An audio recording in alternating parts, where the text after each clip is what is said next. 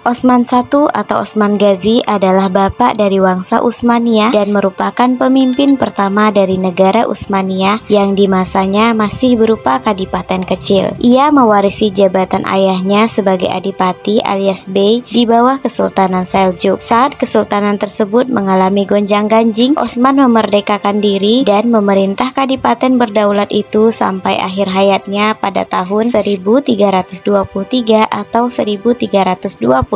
Sepeninggal Utsman, keturunannya menggunakan nama Utsman sebagai dinasti dan negara. Nama dinasti dan negara tersebut dieja menjadi Utsmani atau Utsmaniyah dalam bahasa Arab dan Indonesia dan menjadi Ottoman dalam ejaan barat. Dikarenakan kelangkaan sumber sejarah di masanya, sangat sedikit informasi faktual yang diketahui tentangnya. Tidak ada satupun sumber tertulis dari masa Osman yang tersisa. Pencatatan tentang sejarah Osman baru ditulis pada abad ke-15 Masehi atau lebih dari seabad setelah mangkatnya. Dikarenakan masalah tersebut adalah sebuah tantangan besar bagi para sejarawan untuk memisahkan antara fakta dan mitos yang berkaitan tentang dirinya. Beberapa ahli menyatakan bahwa nama asli dari Osman adalah nama asli Turki, kemungkinan yaitu Atman atau Ataman yang kemudian diubah menjadi Osman yang merupakan nama bahasa Arab. Sumber awal Romawi Timur mengeja namanya dengan Atauman atau Atman, sedangkan sumber Yunani secara teratur menggunakan Utsman bila merujuk ejaan Arab dan Osman berdasarkan ejaan Turki.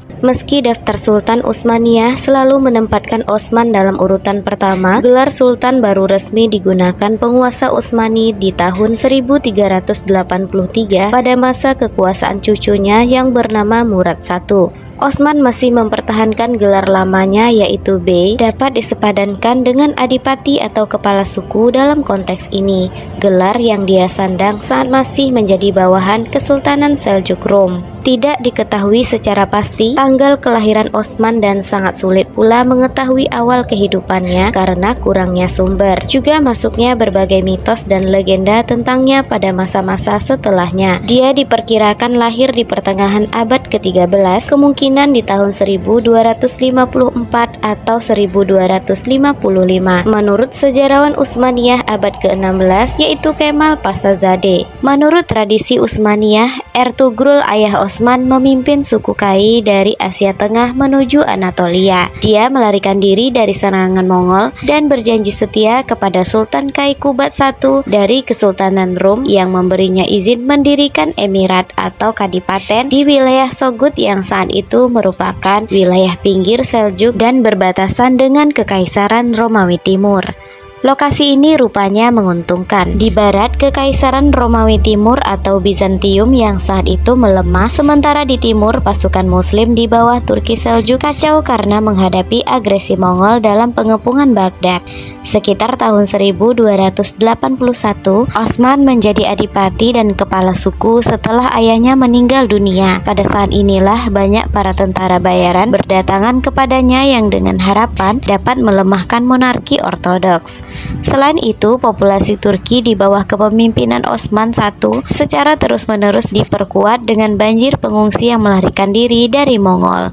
Dari jumlah tersebut, tentara Ghazi atau pejuang Islam, pejuang perbatasan yang percaya bahwa mereka berjuang untuk ekspansi atau membela Islam. Di bawah kepemimpinan Osman yang kuat dan mampu, prajurit ini segera terbukti menjadi kekuatan yang tangguh dan dasar-dasar negara pun dapat dengan cepatnya bisa diletakkan. Osman memiliki hubungan dekat dengan Syekh Edebali, tokoh sufi terkemuka di wilayahnya. Salah satu kisah paling terkenal yang berkaitan dengan Osman dan Syekh Edebali adalah mimpi Osman. Kisah yang menceritakan bahwa saat Osman tidur di kediaman Syekh Edebali, Osman bermimpi bahwa rembulan muncul dari dada Syekh Edebali dan kemudian masuk ke dalam dada Osman sendiri. Kemudian dari pusar Osman tumbuhlah pohon besar yang menaungi dunia. Di bawah naungan pohon ini ada pegunungan dan air mengalir dari kaki-kaki gunung ini. Beberapa orang mengambil airnya untuk minum dan sebagiannya untuk berkebun. Syekh Edebali kemudian menafsirkan mimpi Osman bahwa Osman dan keturunannya akan dianugerahi kekuasaan dan putri Syekh Edebali sendiri dilambangkan sebagai rembulan dalam mimpi Osman, yaitu yang akan menjadi istri Osman. Kisah mimpi Osman ini ditafsirkan menjadi tanda bahwa kekuasaan Osman dan keturunannya adalah pemberian dari Tuhan. Namun selain kekuasaan yang diberikan, mimpi itu juga secara implisit bermakna bahwa bahwa Osman dan keturunannya harus menjaga kesejahteraan para bawahannya. Penaklukan nyata yang dilakukan Osman setelah runtuhnya Kesultanan Seljuk adalah pendudukan atas benteng Eki Sehir dan Karacahisar. Kemudian Osman juga menguasai kota penting di wilayah tersebut seperti Yenisehir yang kemudian digunakan menjadi ibu kota negaranya. Setelah kemenangannya melawan pihak Romawi Timur pada pertempuran Bapeus, Osman memulai untuk mengatur pasukannya di dekat wilayah kekuasaan Romawi Timur. Pengaruh Osman yang semakin menguat membuat masyarakat Romawi Timur secara bertahap keluar menuju seberang Anatolia. Para pemimpin Romawi Timur berusaha untuk menahan Osman, tapi persiapan mereka sangat buruk dan tidak efektif. Di sisi lain, Osman menghabiskan sisa masa kekuasaannya untuk meluaskan wilayahnya melalui dua arah, yakni sebelah utara sepanjang Sungai Sarkaya dan barat daya menuju Laut Marmara, dan dia berhasil pada tahun 1308 Masehi. Pada tahun yang sama, para pengikutnya turut serta dalam penaklukan salah satu kota Romawi, yaitu Efesus, dan menduduki kota tepi pantai terakhir milik Romawi, meskipun kota itu menjadi bagian dari wilayah kekuasaan Amir Aidin.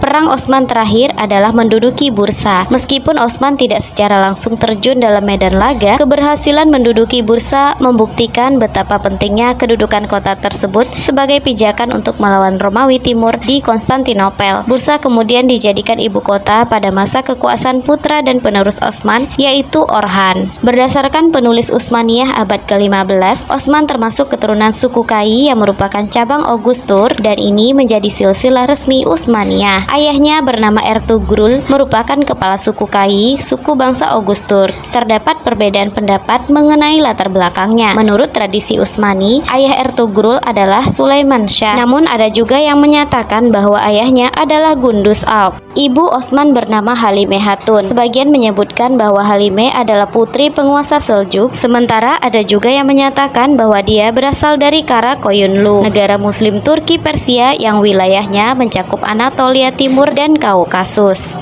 Diketahui Osman memiliki dua istri, yaitu yang bernama Rabia Bala Hatun dan Kameria Malhun Hatun. Mengenai latar belakang mereka, disebutkan bahwa salah satunya adalah putri dari Syekh Edebali, sedangkan yang satu lagi adalah putri dari Omar Bey.